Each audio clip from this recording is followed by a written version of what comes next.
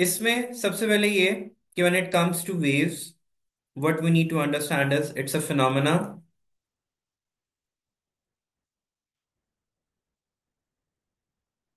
which transfer energy without transporting medium. इसकी basic two types होते हैं, कौन कौन से? Mechanical and electromagnetic. Electromagnet. Medium independent electromagnetic waves होती हैं, and medium dependent mechanical waves होती हैं। उनकी एग्जाम्पल में साउंड आ जाता है कि साउंड विदाउट मीडियम ट्रैवल नहीं कर सकता, स्पेस में साउंड ट्रैवल नहीं करता बिकॉज वहां पे कोई मीडियम नहीं होता। और मीडियम इंडिपेंडेंट में लाइट आ जाता है हमारे पास। इन्होंने चैप्टर का स्टार्ट ही इंटेंसिटी से किया है। Intensity is defined as power per unit area, कि कितना पावर पर यूनिट एरिया वो ट्रांसफर कर रहा है। पावर हम लोगों ने प्रीवियसली नाइन्थ ग्रेड में पढ़ा हुआ है कि किसकी इक्वल होता है, वर्क डन ओवर टाइम और एनर्जी ओवर टाइम। तो I is equals to energy over time into area के इक्वल भी हो सकता है। Intensity and frequency, these are two different things. Intensity basically define होता है कि how much power it is being transmitted per unit area, ठीक है। एंड फ्रीक्वेंसी होता है number of waves passing through a point. The intensity का जो relationship होता है it is proportional to the amplitude का स्क्वायर। एंड वी नो कि एम्पलीट्यूड क्या होता है, maximum displacement of the wave. अगर हम वेव को ड्रॉ करें तो ये मेरे पास अगर वेव है, तो ये क्या हो गया?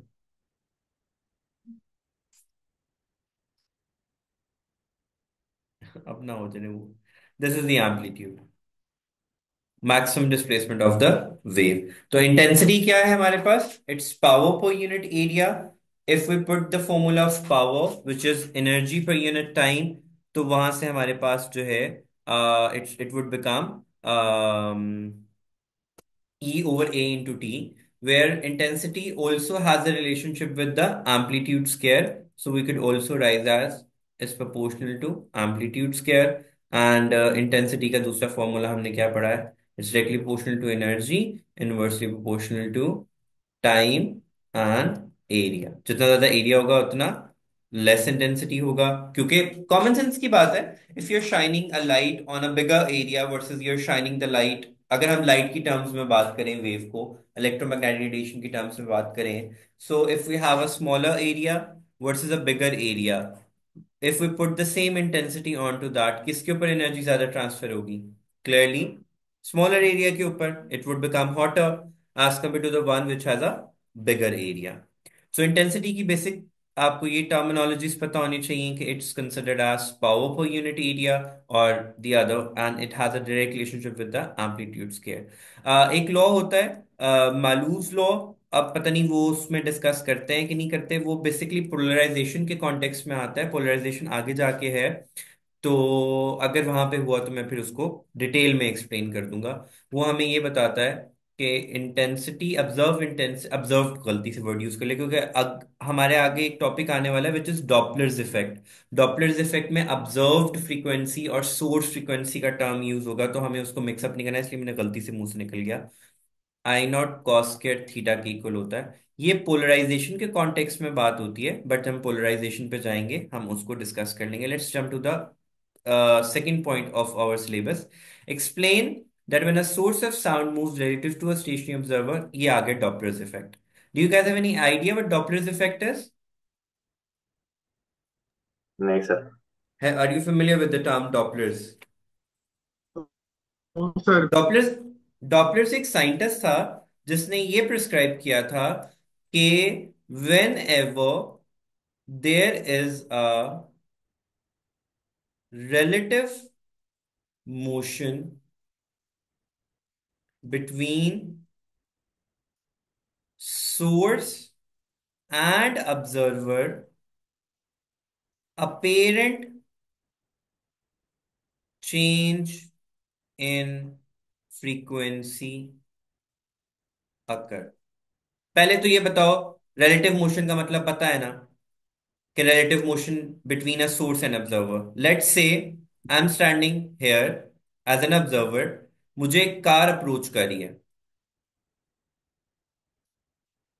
ठीक है। अगर मैं उसकी in terms of light intensity की बात करूं, as as it's further away, उसकी इंटेंसिटी मेरे पास क्या होगी? लो होगी मेरे पास। बट जब वो लोग। मेरे करीब आएगी, उसकी इंटेंसिटी क्या हो जाएगी? हाई हो जाएगी। बट क्या उसके लैंप की इंटेंसिटी कम ज्यादा हो रही है? नहीं ना। उसका लैंप, उसका जो उसकी लाइट है, उसकी इंटेंसिटी तो कार की फिक्स ही है। बट हमें अपेरेंट चेंज इन उसमें प्रोड्यूस हो रहा है। इसको आप इस तरीके से भी लो कि if the car is approaching to you with this horn, उसने बजा रहा है वो, ठीक है। दूर से आपका हॉर्न की आवाज क्या आएगी? लेस। लेकिन मैंने इट अप्रोचेस टू यू, उसकी आवाज क्या हो जाएगी?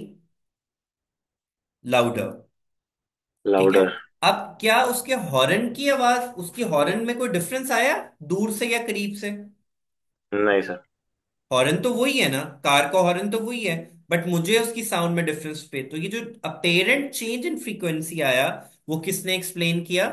डॉपलर्स ने एक्सप्लेन किया। उसने कहा कि ये जो अपेरेंट चेंज आता है for the frequency and for the frequency of the source by the observer, it is due to the relative motion।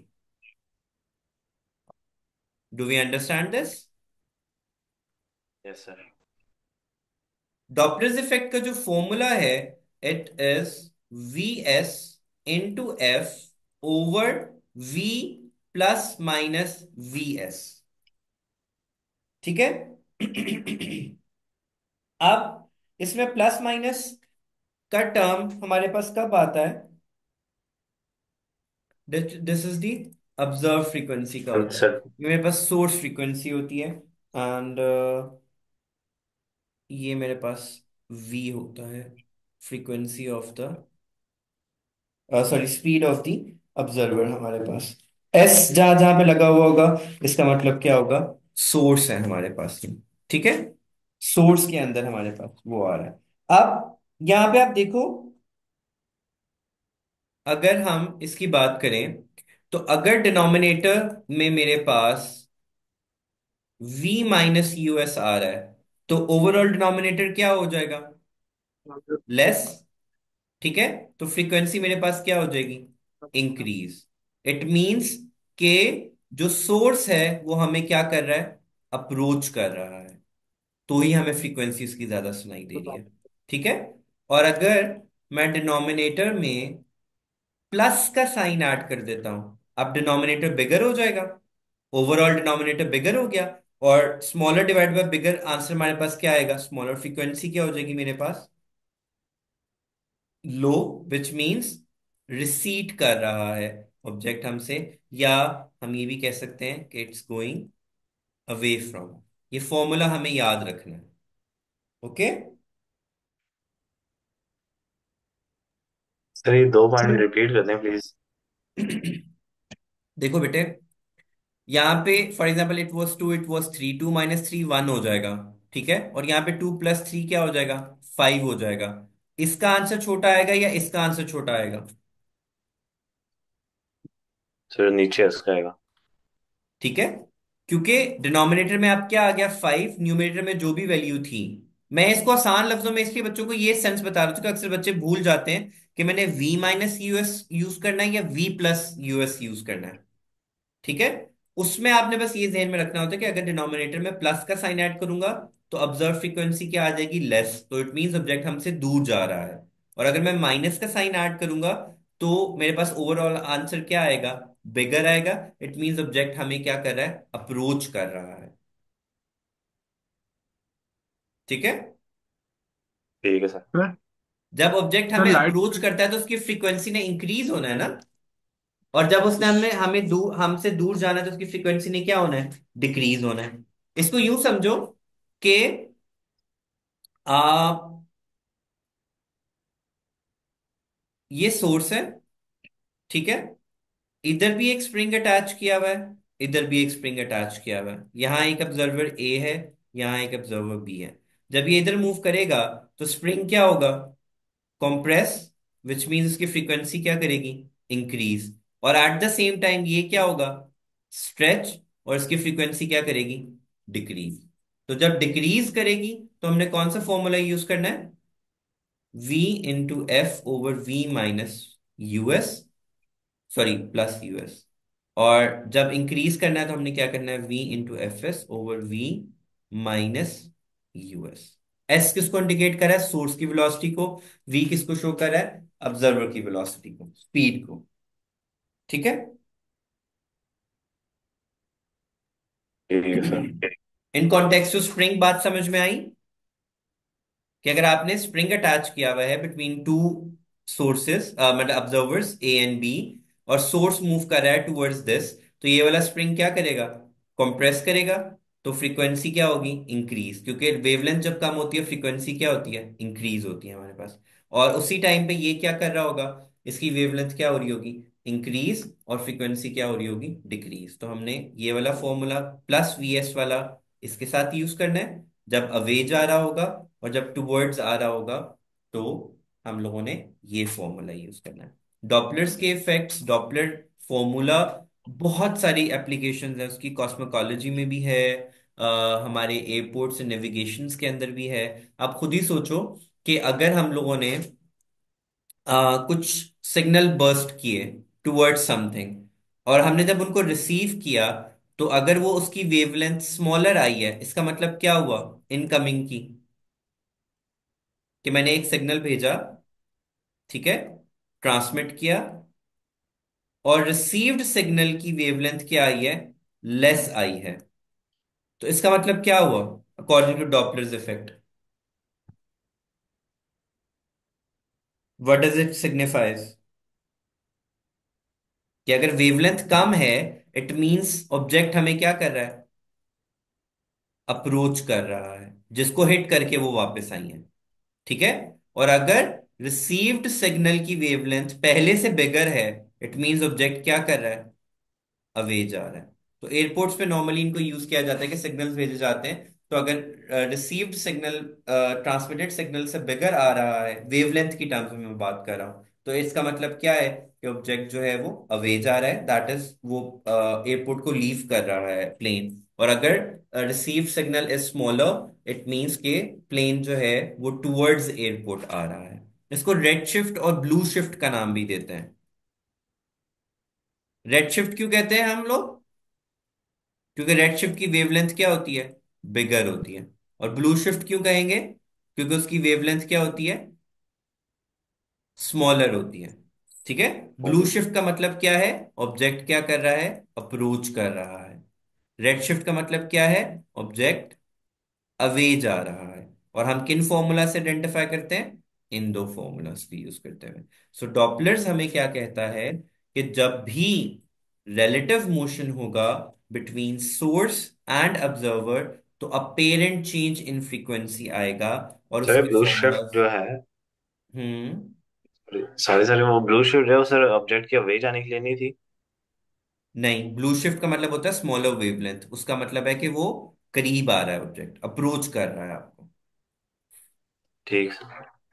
और रेड शिफ्ट इसलिए कि रेड की वेवलेंथ बिगर होती है, इट मींस ऑब्जेक्ट हमसे कहाँ जा रहा है? अवे जा रहा है। Okay. Yes sir. Okay. Go ahead and ask question if there is any, ताकि फिर मैं, पहला केस हमारे साथ डिस्कस किया हुआ है, वो किया हुआ है कि अगर ऑब्जर्वर मूव कर रहा है टुवर्ड्स द सोर्स, तो उनकी रिलेटिव वेलोसिटी क्या होगी?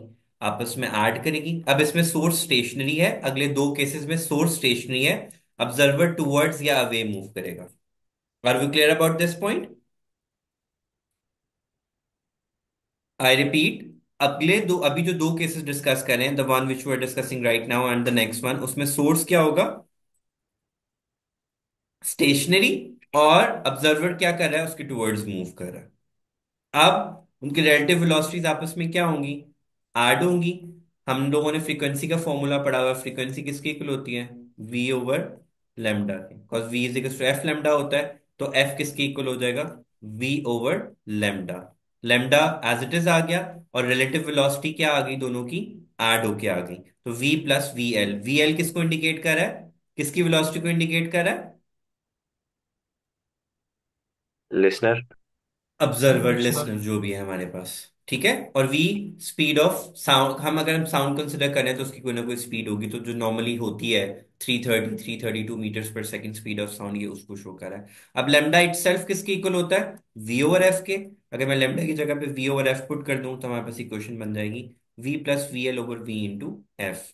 इसी को यहीं पे समझ लो कि जब वो अवे जा रहा होगा, सोर्स स्टेशनरी ही है, तो अब ये दोनों सेम डायरेक्शन में होंगे। ठीक है, ये इसको अप्रोच कर रहा है, ये उसकी तरफ जा रहा है, प्लस हुए।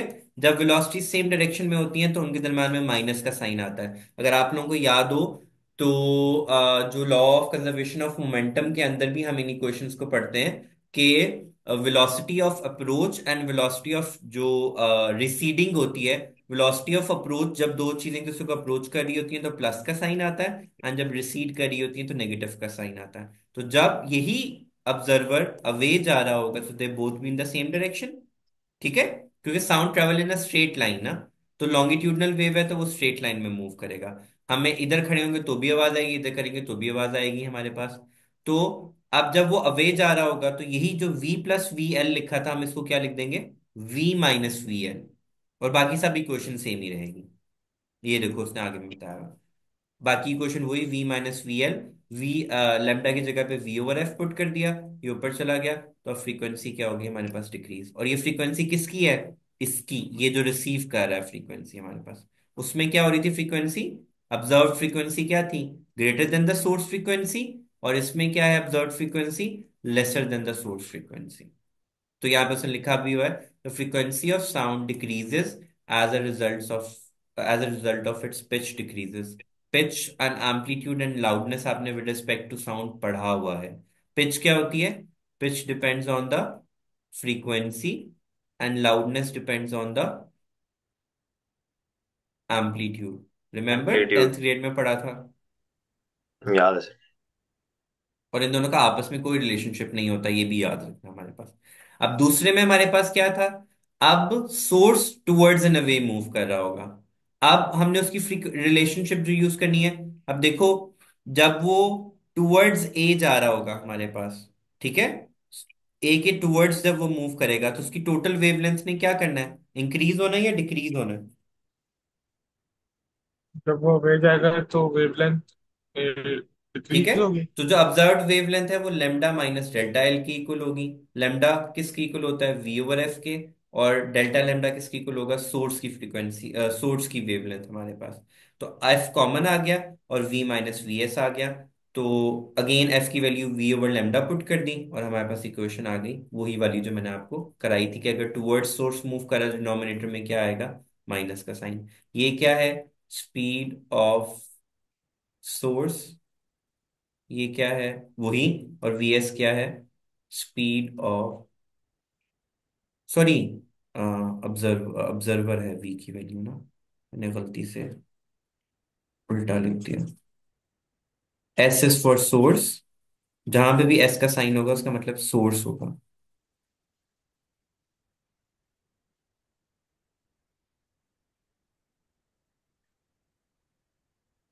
और ये लिसनर। सिमिलरली जब वो अवे जा रहा होगा तो टोटल वेवलेंथ ने क्या होना है, इंक्रीज होना है। अगेन वही फॉर्मूला उसने v over F and V S over F लिखा, अब प्लस का साइन है क्योंकि वेवलेंथ ने चेंज होना है टोटल हमारे पास, वैल्यूज पुट किए, और ये वो वाला फॉर्मूला आ गया जो मैंने आपको पहले कराया था, फ्रीक्वेंसी इज लेस देन जब आप अवे जा रहे हो तो। Hence the source move away from the stationary listener, the frequency of sound decreases, as a result its pitch decreases। Okay,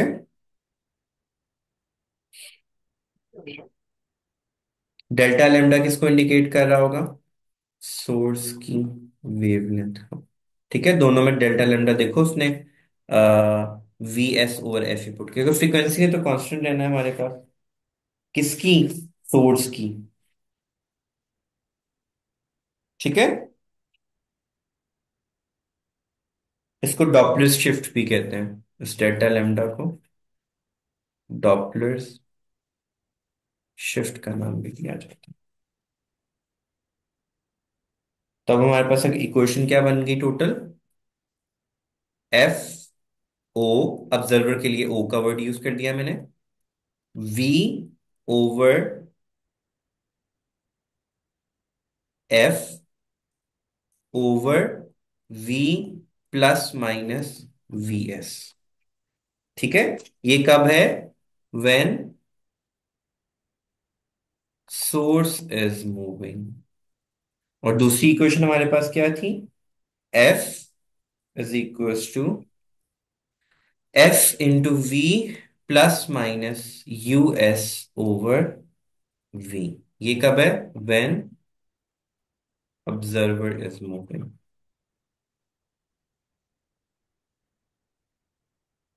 clear?